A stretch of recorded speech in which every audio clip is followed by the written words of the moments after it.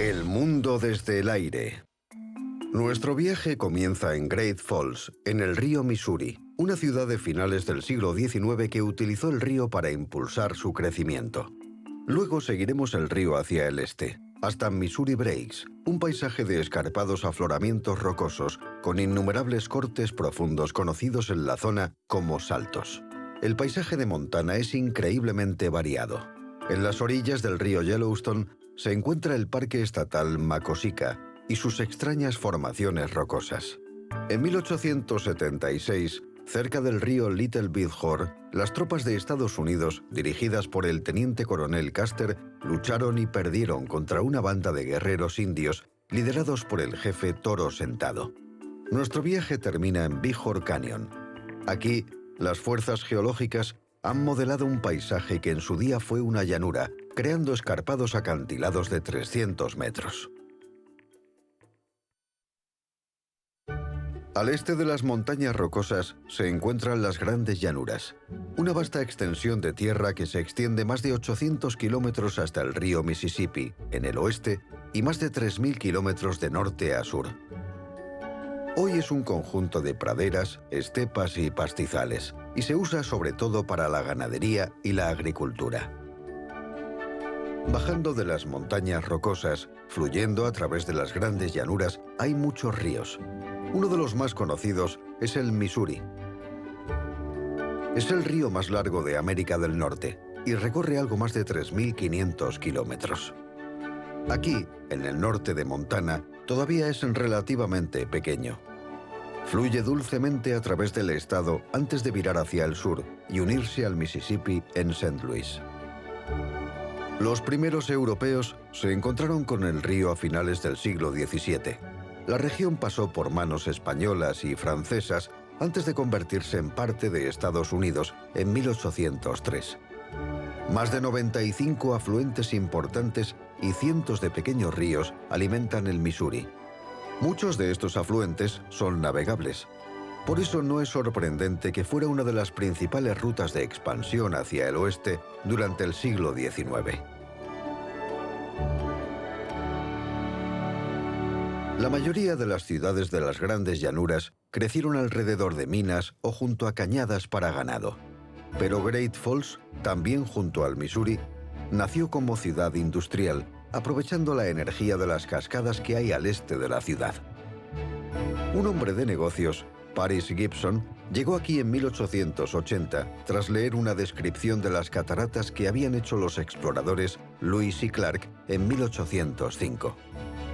Quedó impresionado por el potencial industrial de la región y con el apoyo financiero de un magnate ferroviario fundó Great Falls en 1883. La filosofía de Gibson era que empresarios, profesionales, asalariados y comerciantes debían unirse con el objetivo común de construir una hermosa ciudad. Su idea era hacer calles rectas y arboladas con casi 400 hectáreas de zonas verdes. En Gibson Park está el único edificio que sobrevive de aquel primer año de existencia de Great Falls, y quizá fuera la primera casa que se construyó aquí. La habitó la misma familia hasta 1938. Al este de la ciudad, en un tramo de 16 kilómetros, están las Great Falls del río Missouri. La primera es Black Eagle Falls, construida en 1890. Fue la primera presa hidroeléctrica de Montana y también la primera del río Missouri. Por esta presa recibió la ciudad de Great Falls el apodo de la Ciudad Eléctrica. Una segunda presa, construida con hormigón, se inauguró en 1927 y reemplazó a la primera de madera y piedras. Río abajo, justo después del puente del ferrocarril, se encuentra Rainbow Falls, donde el río se derrama sobre una escarpada repisa de arenisca de 14 metros. Las cataratas caían con mucha fuerza durante todo el año. Pero en 1914 se hizo otra presa unos metros más arriba para obtener energía hidroeléctrica, dejando las cataratas con menos agua. Por ese motivo, las cataratas pueden secarse casi por completo en verano. A veces solo quedan unos estrechos hilillos de agua que gotean por la roca. En la década de 1950, intentando generar más electricidad para Great Falls, se construyó la presa Cochrane, de 18 metros de altura. La central eléctrica de la presa tiene dos generadores que producen alrededor de 64 megavatios. Las más extensas y bajas de las Great Falls del Missouri son Ryan Dam y Big Falls, a las que les dio su nombre el capitán Lewis en 1805. Escribe en su diario que fue la imagen más grandiosa que había visto. Cuando mis oídos reconocieron el agradable sonido de una caída de agua y avancé un poco más, vi el rocío sobre la llanura como una columna de humo. Pronto, el rugido era demasiado atronador como para confundirlo con otra cosa que no fueran las grandes cataratas del Missouri. En 1914, la represa hidroeléctrica Ryan Dam, con su espectacular despliegue acuático, fue construida aguas arriba para darle energía a la ciudad de Great Falls. Corriendo hacia el Missouri, desde el sur, nos encontramos con el río Bell Creek y unos pocos kilómetros más arriba, con un símbolo de la edad de oro del ferrocarril estadounidense, el Puente de Caballetes. Este magnífico ejemplar, hecho en acero, forma parte hoy de una ruta de senderismo, ya que el tren no pasa por aquí desde hace muchos años. Los primeros puentes de Caballetes se construyeron en madera, pero la madera podía incendiarse fácilmente con las locomotoras, y las vigas sin tratar solo duraban unos 20 años. Cientos de puentes de hierro y acero como este se construyeron por toda América a medida que el ferrocarril se expandía durante la segunda mitad del siglo XIX. Siguiendo el Missouri, hacia el este, llegamos a Missouri Breaks, un paisaje de escarpados afloramientos rocosos que han creado innumerables cortes profundos, conocidos en la zona como saltos.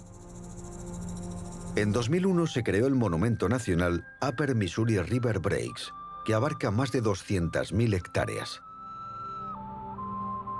Partes de este paisaje ya estaban protegidas por diferentes agencias y propietarios privados, pero estar bajo el amparo de un organismo nacional le otorga mayor protección. En 1805, Lewis y Clark pasaron 3 semanas explorando esta parte del río, y el capitán Clark escribió sobre estas tierras baldías diciendo: «Creo que esta región podría llamarse el desierto de América. No concibo que ningún colono pueda asentarse aquí, ya que le falta agua, madera y es demasiado empinada para ser labrada». Solo unos cuantos agricultores resistentes trabajan esta tierra, que se ha mantenido prácticamente sin cambios más de 200 años, desde que Meriwether Lewis y William Clark hicieron su viaje épico por estas quebradas. A medida que volamos más al este, los saltos o Badlands dan paso a ondulantes pastizales. Y en este paisaje es posible encontrar una manada de alces. Aquí hay un grupo de machos jóvenes con los cuernos todavía cubiertos por una capa suave de piel, conocida como terciopelo, que perderán en verano. En el invierno bajan sus niveles de testosterona y las astas se les caen hasta que en la primavera siguiente les crezcan de nuevo. Los primeros exploradores europeos que pisaron América del Norte, familiarizados con los ciervos rojos de Europa, más pequeños, pensaron que este animal se parecía a ellos y le dieron ese nombre. Los alces se alimentan de pasto, plantas, hojas y corteza. Cuando son mayores, los machos participan en rituales de apareamiento durante la época de celo, donde se exhiben, luchan con otros machos y berrean, estableciendo así el dominio sobre los otros y atrayendo a las hembras desde lejos.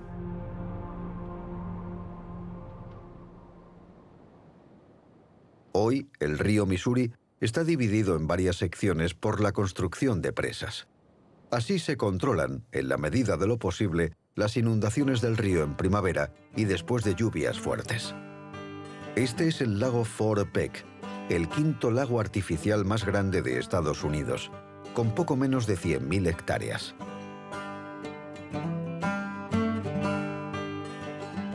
Tardaron 7 años en construir la presa, que se terminó en 1940. Pasaron 10 años hasta que se llenó de agua. En Montana, los lagos y los ríos son lugares ideales para observar aves como pelícanos, garzas y otras aves acuáticas. Y con suerte, se pueden ver águilas reales.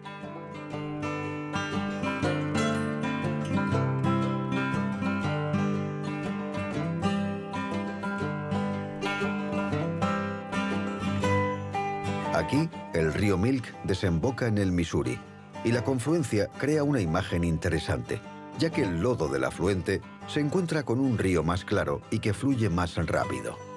El capitán Lewis le puso el nombre al río Milk en 1805, porque pensó que tenía el color de una taza de té con un chorrito de leche.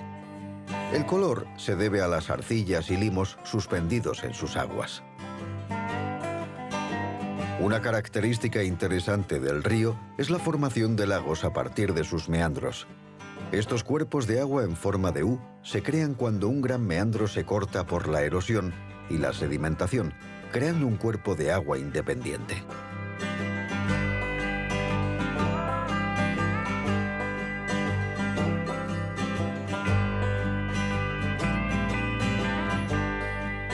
Junto al río se encuentra la principal línea ferroviaria que cruzaba los estados del norte del país, construida a finales del siglo XIX. Esta ruta que avanza hacia el norte también era conocida como High Line. En algunos puntos discurre cerca de la frontera con Canadá. También es la ruta del conocido Empire Builder, un tren de pasajeros con servicio diario entre Chicago, en el este, y la costa del Pacífico, en el oeste. Este trayecto duraba unas 45 horas y se ofreció por primera vez en 1929. En este paisaje remoto, el ferrocarril dio origen a ciudades ferroviarias, como esta de Glasgow, en el extremo norte de Montana. Fundada en 1887 por James Hill, conocido como el Barón del Ferrocarril, parece que le puso ese nombre porque hizo girar un globo terráqueo y su dedo aterrizó en Glasgow, Escocia. Durante la Segunda Guerra Mundial, el ejército de Estados Unidos construyó aquí un aeropuerto para sus B-17 Flying Fortress, que hoy se usa para aviación civil, un lugar ideal para... En esta zona remota del estado, vivir de la tierra es difícil, sobre todo en invierno, ya que aquí puede hacer mucho frío. Todavía se ven viejas granjas abandonadas por familias que quizá no pudieron soportar estas condiciones de vida. Son un recordatorio de los primeros pioneros, a menudo inmigrantes europeos, que buscaban una vida mejor en los nuevos Estados Unidos.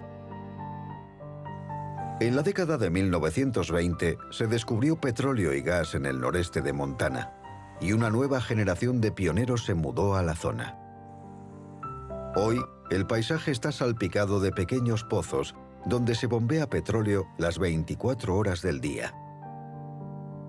Cuando el precio del petróleo sube, se aprueban nuevas licencias de perforación, pero cuando baja, también baja la cantidad de licencias.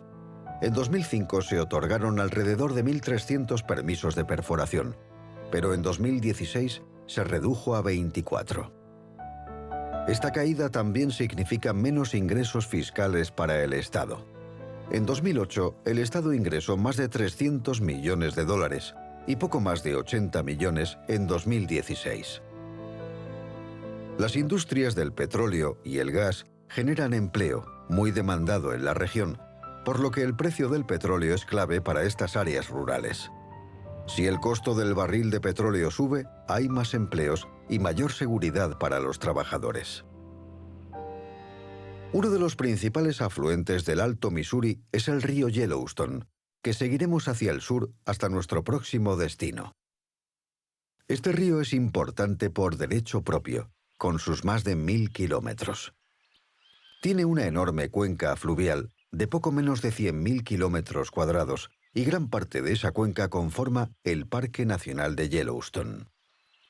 Es el último río con flujo libre de los Estados Unidos continentales.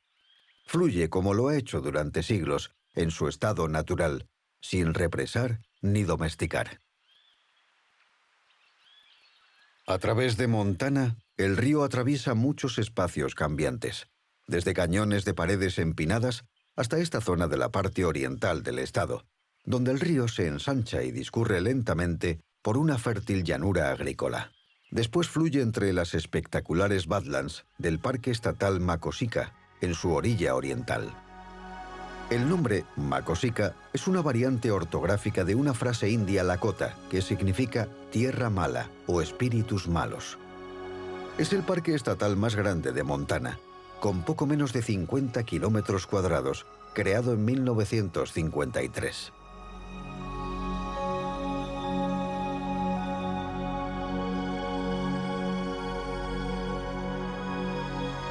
Uno de sus principales atractivos es la extraordinaria variedad de formaciones rocosas y cañones. En estas rocas se han encontrado restos de dinosaurios. De hecho, aquí se han descubierto más de 10 especies diferentes, incluido un cráneo completo de Triceratops, los restos fósiles de Edmontosaurus y Tyrannosaurus rex, así como un esqueleto casi completo del raro Tesselosaurus.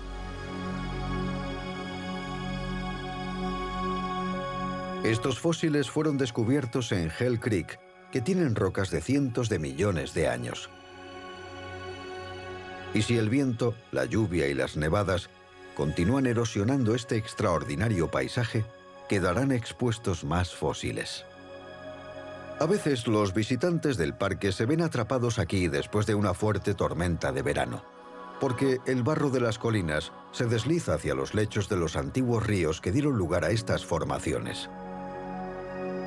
En los últimos años, más de un viajero exhausto ha tenido que ser evacuado en helicóptero porque el lodo se vuelve intransitable tras una fuerte tormenta. El parque atrae a unos 60.000 visitantes al año, que pueden disfrutar de senderos naturales, recorridos paisajísticos y acampadas nocturnas. Y si tienen suerte, verán halcones pálidos y águilas, ya que hacen sus nidos aquí. Al sur, pasando un paisaje de praderas áridas, hay un pequeño parque estatal que ocupa solo 130 hectáreas. Su importancia la desvela su nombre, Medicine Rocks. Los indios de las llanuras lo consideraban un lugar sagrado.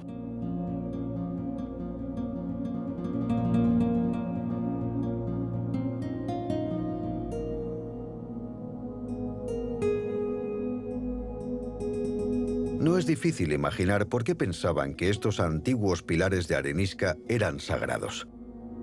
Este paisaje remoto es tranquilo y hermoso, con extrañas formaciones geológicas. En el siglo XIX, los indios Sioux y Cheyenne acampaban cerca de estas rocas perforadas, llenas de agujeros y túneles, creados por la lluvia y el viento durante 61 millones de años. Esta zona tiene gran cantidad de arcos, cuevas y agujas. Algunas llegan a alcanzar los 20 metros. Las tribus indias venían buscando plantas medicinales. También tenían aquí un lugar de observación para la caza de bisontes y de descanso en su camino desde el valle del río Yellowstone hasta Black Hills de Dakota del Sur al este. Más tarde, en 1883, el futuro presidente estadounidense Theodore Roosevelt visitó esta zona y escribió: «Es el lugar más increíblemente hermoso que haya visto nunca». Desde 2017, el Parque Estatal Medicine Rocks figura en el Registro Nacional de Lugares Históricos. Cuando Lewis y Clark llegaron a salvo al Pacífico, decidieron regresar por rutas diferentes. El capitán William Clark fue hacia el sur y viajó río arriba por Yellowstone. Aunque esta tierra no había sido explorada por colonos europeos, el gobierno estadounidense la adquirió en 1803 en la mayor compra de tierra de la historia. El gobierno americano compró poco más de 2 millones de kilómetros cuadrados a los franceses en lo que se conoce como la compra de Luisiana.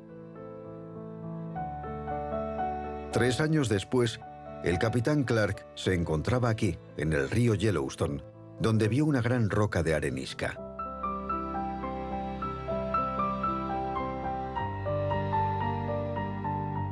La llamó Pompey's Pillar, en honor al hijo de su guía indio, a quien había apodado Pomp. Esta roca es una de las formaciones de arenisca más famosas de Estados Unidos porque todavía conserva la única prueba física de la expedición de Lewis y Clark. En una cara de la roca, el capitán Clark talló su nombre y la fecha, 25 de julio de 1806.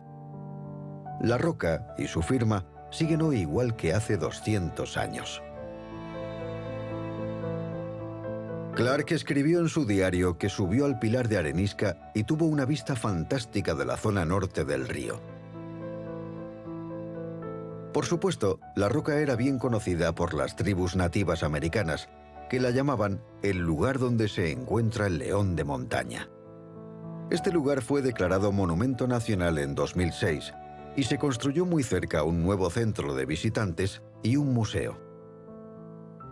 En 1873, el teniente coronel George Armstrong Custer y sus tropas acamparon cerca de aquí y fueron atacados por los Sioux mientras sus hombres nadaban en el río.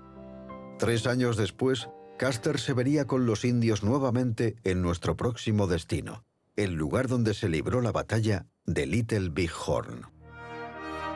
Fue el 25 de junio de 1876, cerca del río Little Big Horn, en Montana.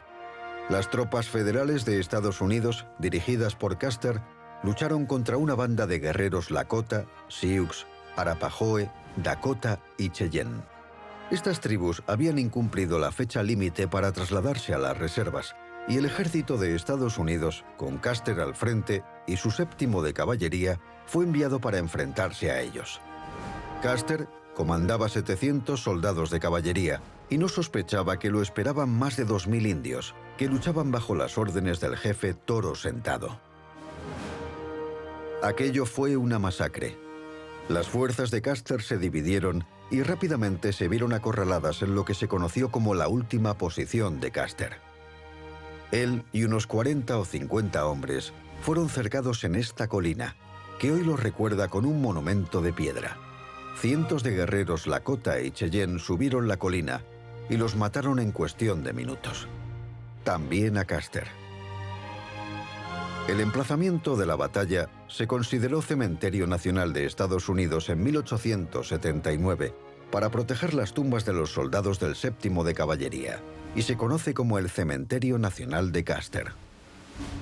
Las lápidas de mármol se alzan donde se encontraron los cuerpos de los soldados, y otras recuerdan al resto de caídos en la batalla. En 1991 se creó el Monumento Nacional del Campo de Batalla Little Big Horn, con intención de contar la historia desde la perspectiva de ambos bandos. Entre los muchos hitos conmemorativos se encuentra el monumento indio La Paz está en la unidad, un espacio sagrado para muchas tribus. Hoy, más de 300.000 personas visitan este lugar evocador e histórico cada año.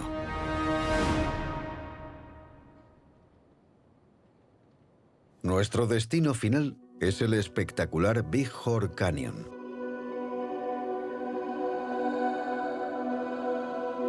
Este paisaje de otro mundo ha sufrido los efectos de fuerzas geológicas que han retorcido y arqueado capas de roca, creando impresionantes acantilados escarpados de 300 metros. En el siglo XIX, cazadores de pieles y comerciantes, conocidos como hombres de la montaña, utilizaban el río para sus negocios.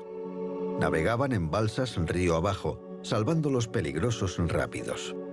En 1966, el Congreso estableció la creación del Área Recreativa Nacional Big Horn Canyon, tras la construcción de la presa Yellowtail, río arriba. El río perdió fuerza y se creó un lago largo y delgado que serpentea por el cañón a lo largo de 80 kilómetros. Es un lugar ideal para dar un paseo en bote, pescar o caminar por el cañón, disfrutando de estas vistas impresionantes. Un lugar espectacular donde terminar nuestro viaje.